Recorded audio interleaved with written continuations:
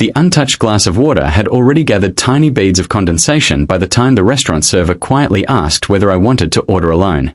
30 minutes had passed since the scheduled time, and every glance from nearby tables carried the same silent assumption that I had been stood up again.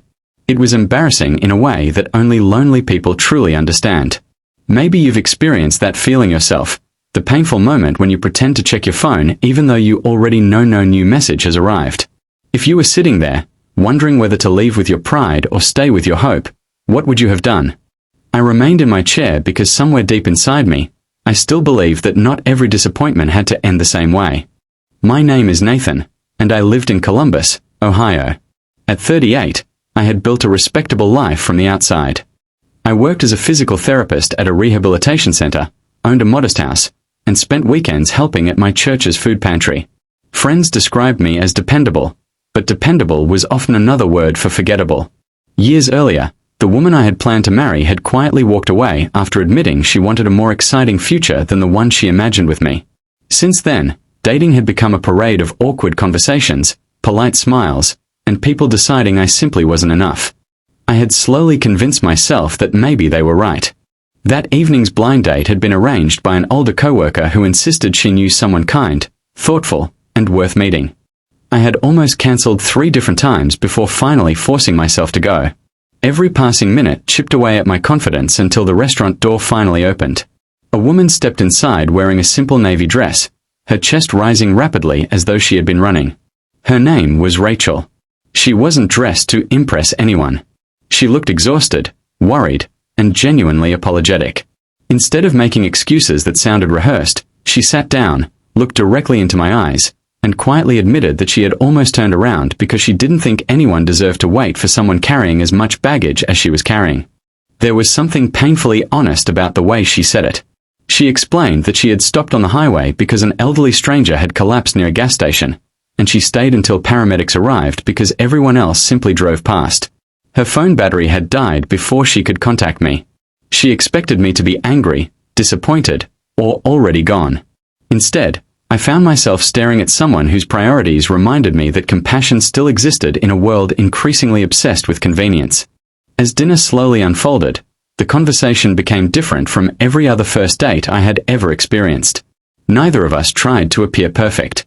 Rachel worked as an elementary school counselor in Indianapolis, but had driven to Ohio because she believed some opportunities deserved effort. She admitted she had spent years caring for her mother through terminal cancer before losing her. The experience had changed her forever, leaving scars that no one could see. She confessed that many people admired her strength without realizing how lonely strong people often become. I understood every word because loneliness has a language that doesn't require explanation. The restaurant gradually emptied around us while stories replaced awkward questions. We laughed over childhood memories, spoke about faith, discussed failure, and admitted fears that most people hide until much later. For the first time in years, I stopped worrying about saying the perfect thing. Rachel wasn't measuring my salary, appearance, or confidence. She seemed interested in understanding who I actually was beneath years of disappointment. Then, just as the evening seemed to be winding down, she grew unusually quiet. She looked at me with tears gathering in her eyes, not from sadness but from sincerity. She softly admitted something that froze time around me. She said she had never felt safer sitting across from another person. She explained that from the moment she arrived late, she had expected judgment because that had been the pattern throughout much of her life. Instead, I had simply asked whether she was all right before asking why she was late. She said no one had ever cared about her well-being before demanding an explanation. No one had ever made her feel that her safety mattered more than their inconvenience. Those words settled into a place inside my heart that had remained empty for years. Countless people had complimented my work ethic, my kindness, or my patience, but no one had ever told me that my presence made them feel safe. It wasn't something I had ever imagined hearing, yet somehow it became the most meaningful sentence anyone had ever spoken to me.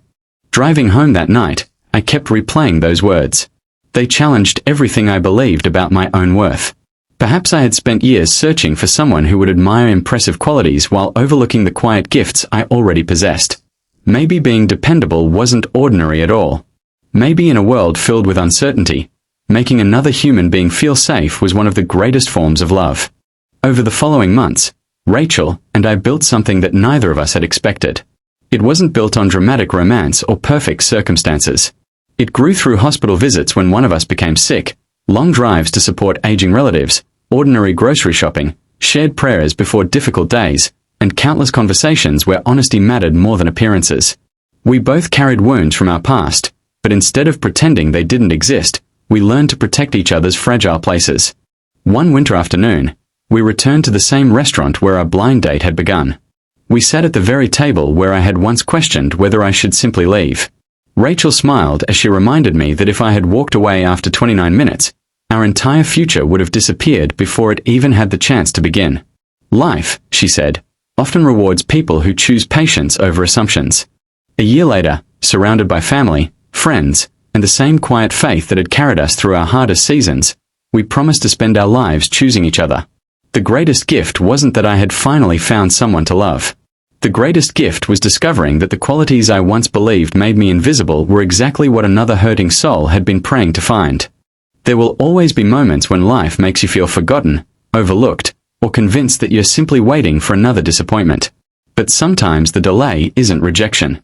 Sometimes it's the path that leads two broken hearts to meet at exactly the right moment.